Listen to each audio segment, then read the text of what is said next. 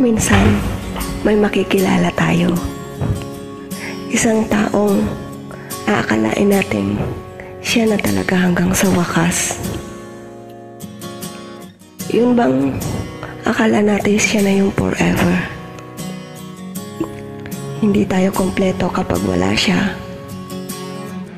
Parang hindi natin kayang mabuhay kapag hindi natin siya nakikita. Ngunit isang umaga, magigising ka na lang, wala na siya sa tabi mo.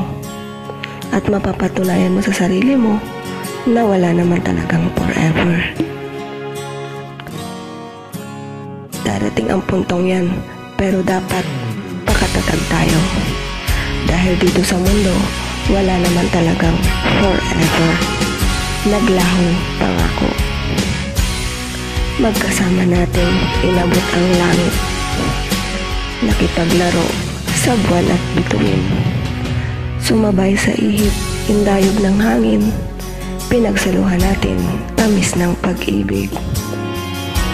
Ngunit isang umaga, nang ako'y magising, nabatid kong wala ka na sa aking piling. Bakit mo nagawang ako ay lisanin, gayong wagas itong alay na damdamin? Nasaan na ang matatamis na iyong pangako, na ikaw at ako'y lalaban sa mundo? Ipagtatayo mo ng gintong palasyo, ikaw ang hari at ako'y reyna mo. Ito ako ngayon, tulala sa dilim, nakikipag-usap sa ulap at mga bituin. Na kinaroroonan mo, sana ay hanapin upang mulit-muli ika'y makapiling. Maraming salamat po para po sa mga bagong kaibigan ko, sa mga tagas 95.7 Best Actors Radio Tambayan. Medyo nabulol pa po ako, hindi ko masyadong kabisado yata. Pasensya na po sa boses ko at medyo garaldal pa. Thank you so much kay Boss Nel sa pag-invite at sa mga kay DJ Dachi, thank you so much.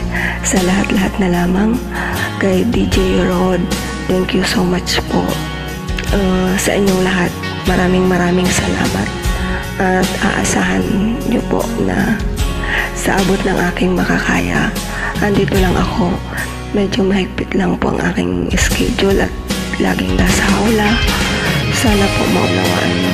Thank you so much ulit sa inyong lahat, sa mga nagtitiwala, sa mga nagtsatsagang makinig sa mga tula ko na medyo hinugot pa sa kaila-ilaliman ng balon-balunan, ika nga.